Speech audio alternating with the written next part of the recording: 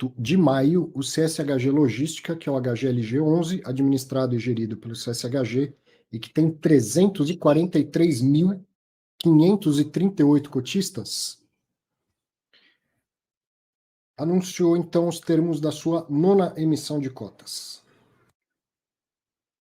É agora só para profissionais, não tem mais aquela classificação entre ICVM 400 ou 476, né? Mudou, tem uma resolução que consolida as duas. Então, ela é só para profissionais, é como se fosse antigamente aquela 476, mas os atuais cotistas do fundo têm direito de preferência. No valor de até 1,5 bilhão. É uma emissão muito grande, muito significativa para o mercado de fundos imobiliários. Tem direito de preferência na proporção de 41,93%. Então, isso nos dá a real proporção do quanto essa emissão é grande. O fundo cresceria quase 42%. Um fundo que já é grande, que tem mais de 3 bi de patrimônio, cresceria quase mais 42%. A data base do direito de preferência é dia 18 de maio, e esse foi o fato relevante do dia 18 de maio. Então, já juntei os dois aqui. Ou seja, quem no dia 18 de maio era cotista, quem dormiu cotista nesse dia, vai ter direito de preferência, vai receber 41,93% de direitos em relação à sua posição atual. Se você tem 100 cotas, você recebe 41 direitos de comprar as novas cotas. A que preço? Ao preço de R$ 152,50, mais a taxa de distribuição de R$ 3,20, que dá 2,10% do total da distribuição. E então quem exerceu o direito vai pagar no total R$ 155,70. E aqui eu sei que sempre tem aquela discussão se a emissão, o custo da emissão é caro, se é barato e tal, não sei o quê. Bom, já vou dizer, distribuir 1,5 bilhão de reais é um grande esforço. Então, essa não seria uma distribuição para custar 0,40. Não faz sentido, não tem como isso, a meu ver, tá? Então, acho bem encaixado para o tamanho do esforço que vai ser feito pela indústria de distribuição, né? Destinação dos recursos. Muita gente já sabe, né? Quem acompanha o HGLG, ou quem acompanha o Fatos Relevantes, sabe que o principal motivo dessa emissão é a compra do GTLG11, que é o GTIS Logística, mais 50% da dívida. Então tá aqui, essa semana abri uma caixinha de perguntas no Instagram, e alguém me perguntou, o fundo lá do GTIS tem patrimônio líquido de 700 milhões, se não me engano, e o HGLG vai captar 1,5 bi. Para onde vai o dinheiro? Está aqui. É só ler lá o fato relevante que tem a destinação dos recursos. Primeiro, 600, 700 milhões, agora não me lembro de cabeça, é o patrimônio líquido do GTIS Logística. Patrimônio líquido é ativos menos passivos. Mas quando a gente compra ativos mais passivos, tá certo? Se eu compro um ativo e ele vem junto com uma dívida, eu tenho que somar a dívida ao valor do que eu vou pagar. No caso do HGLG, ainda tem efetivamente o pré-pagamento de metade da dívida. Então vou chutar aqui, 700 milhões dos ativos, mais 600 milhões de dívida, desses 600 milhões, metade vai ser paga. Então tem um desembolso de mais ou menos 1 bilhão de reais pelo GTIS. Mas o fundo está tentando captar 1,5 bilhão. Então o que mais? Tem lá outros ativos em desenvolvimento. Aquela tabela que tradicionalmente eles fazem, com os ativos que estão lá em ordem de negociação avançada e tudo mais, tem alguns desenvolvimentos, outros galpões que podem entrar, né, no patrimônio do fundo, se captar tudo. Evidente que nesse momento que o mercado tá difícil, o HGLG tem condição, né, de fazer uma emissão sem ser abaixo do patrimonial e tal, e ele vai tentar captar um pouco mais, lógico, né? Então, ótimo momento para captar recursos, no sentido de que é um ótimo momento para alocar recursos, mas está difícil captar. Então, põe aí 1,5 bilhão, quem sabe a gente consegue, tá certo? O negócio com o GTIS não depende do sucesso dessa emissão, porque haveria uma troca de cotas. Então, o GTIS, 1 bilhão de alocação, está praticamente certo.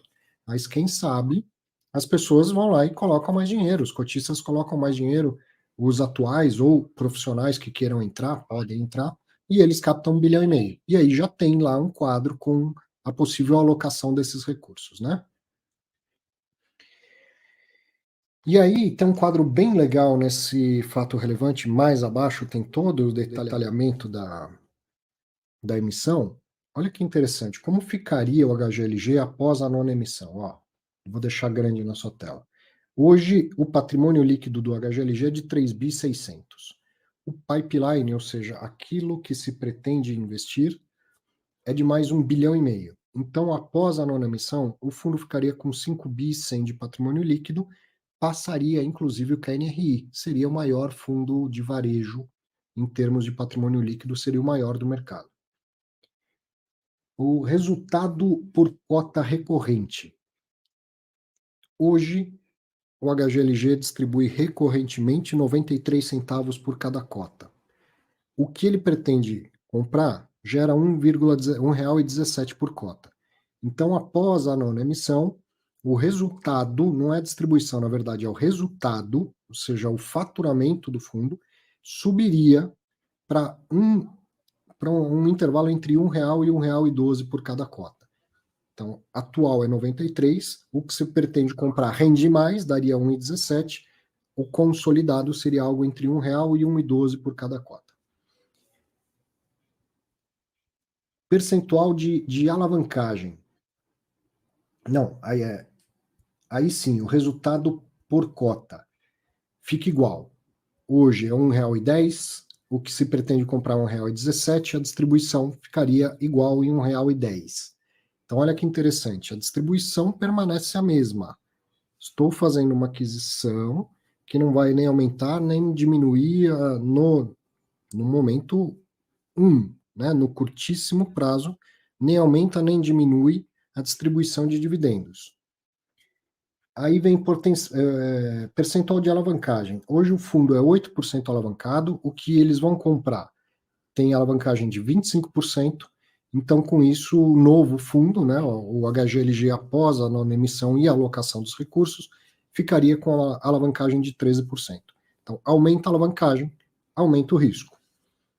Área bruta alocável sai de 1 milhão de metros quadrados para 1.600.000 metros quadrados. Imóveis AA ou superior sai de 75% para 82%, porque 94% do que vai ser comprado é de altíssima qualidade. Percentual, como está pequeno isso, né? Percentual do maior inquilino. Então, hoje, 22% da receita do HGLG vem de um único inquilino.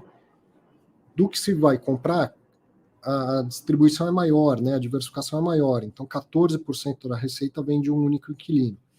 O consolidado diminui isso para 12,9%. Depois, número de inquilinos sai de 76 para 91. E imóveis no raio 30 de São Paulo, raio de 30 quilômetros de São Paulo, sai de 3% para 25%. Então, olha que interessante. Deixa eu entrar pequenininho aqui. Distribuição de rendimento é igual, nem melhora nem piora. Alavancagem aumenta um pouco, então aumenta um pouquinho do risco. E tudo mais.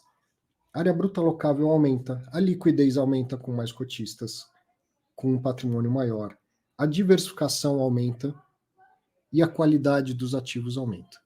Então aí você faz o seu julgamento. Rendimento é igual, a vida não é só retorno, muito pelo contrário, a vida é um equilíbrio entre retorno e risco. O retorno é igual. O risco aumenta um pouquinho por conta da alavancagem, no caso do HGLG, sempre muito bem amarrada, com prazos, contratos, indexadores, aumenta um pouquinho na alavancagem, diminui em diversos outros fatores. Isso é vida real. Isso é aprender com fatos relevantes. Porque na teoria é fácil, no PowerPoint aceita tudo. Então eu vou te falar, vou te dar uma aula de risco, existe o fator de risco de crédito, de liquidez, fator de risco da alavancagem, um ziguilhão de fatores de risco. Na vida real, eles são todos misturados, conjugados. Então, essa é uma operação real em que o resultado fica igual, o risco de um fator aumenta, de diversos outros diminui. qual que é o risco mais importante e menos importante? Não tem, né? Tem uma análise conjunta dos fatores de risco. E aí, pelo fato do retorno ter ficado igual, o foco é no risco. Né? O retorno aumenta e o risco aumenta um pouco. Tudo certo de acordo com o que se espera na teoria de finanças. O retorno diminui e o risco aumenta. Essa emissão aí está de ponta cabeça. O retorno aumenta e o risco diminui. Cenário maravilhoso daqueles que quase que só existe no PowerPoint. Aqui, vida real. Mesmo retorno.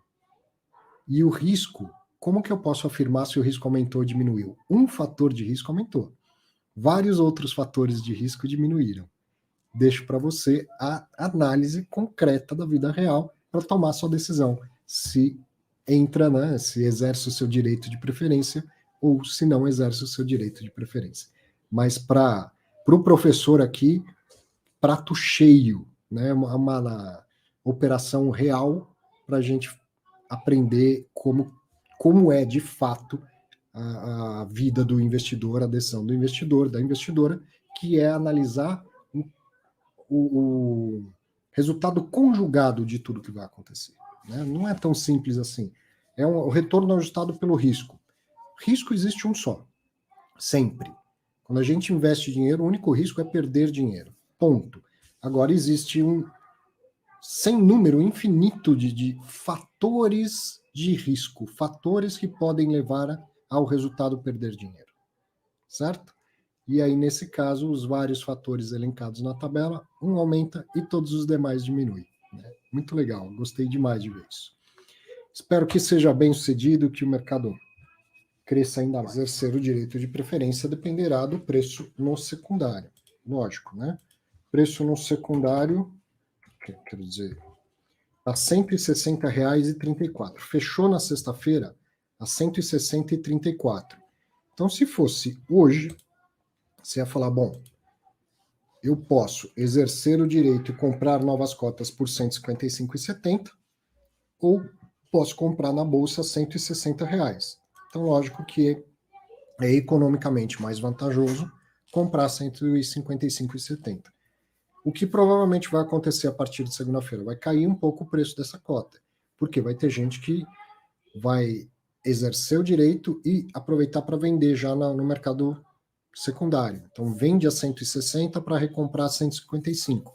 São investidores que não vão aumentar a sua participação no fundo.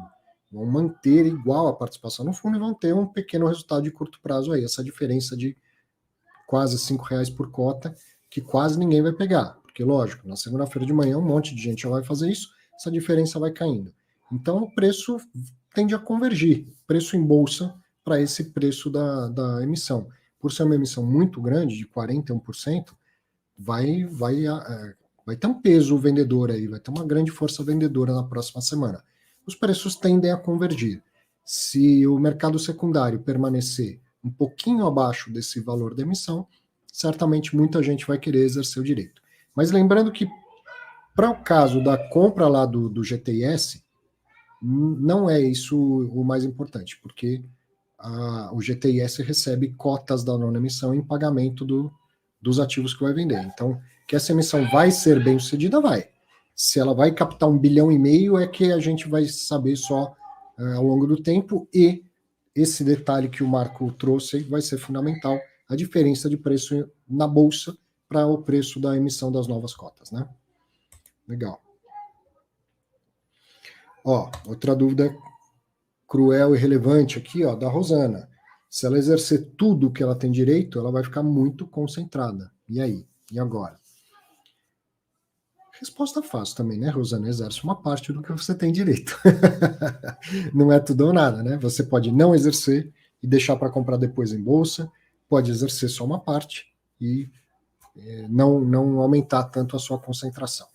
Se a paixão pelo HGLG falar mais alto e você exercer tudo e de fato ficar muito concentrada, põe o HGLG na geladeira e só faz novos investimentos em outros ativos para ir reequilibrando a carteira depois, né? É isso aí, vida real. Vida real.